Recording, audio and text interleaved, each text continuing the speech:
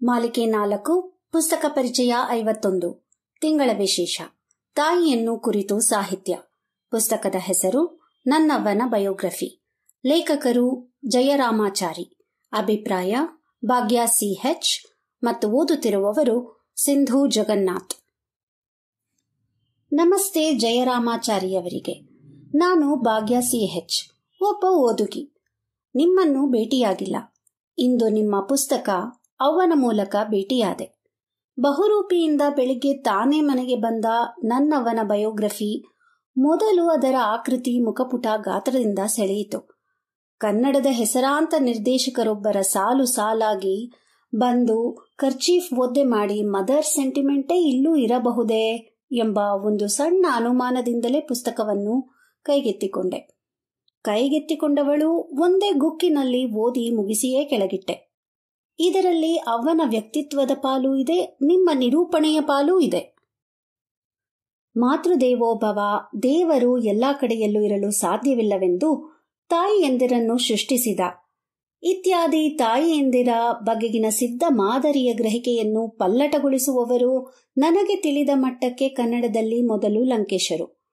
ಪುಸ್ತಕದ ಹಿಂಭಾಗದಲ್ಲಿ ಒಳಪುಟದ ಆರಂಭದಲ್ಲಿ ಲಂಕೇಶರ ಅವ್ವನ ಕೆಲ ಸಾಲುಗಳನ್ನು ನೀವು ಉಲ್ಲೇಖಿಸಿರುವುದು ನೀವು ಅವ್ವನನ್ನು ಖಂಡಿಸಿರುವುದಕ್ಕೆ ಪೀಠಿಕೆಯಂತಿದೆ.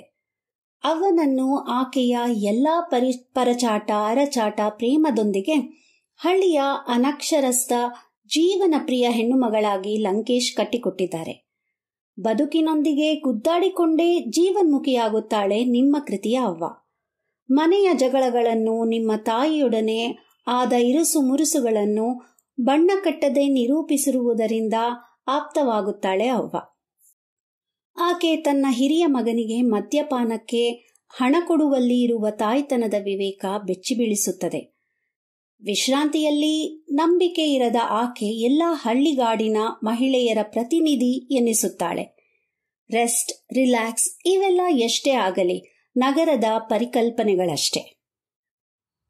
ತಾಯಿಯ ಜೊತೆಗೆ ಒಂದೆಡೆ ನೀವು ಕಟ್ಟಿಕೊಟ್ಟಿರುವ ಅಣ್ಣಾವ್ರಂತೂ ಹಳ್ಳಿಗಾಡಿನ ಜನರು ಪ್ರೀತಿಸಿದ, ಆರಾಧಿಸಿದ ಈ ನಾಡಿನ ಒಂದು ವಿಸ್ಮಯದ ಅತ್ಯಂತ ಸಹಜ ಚಿತ್ರವಾಗಿದೆ.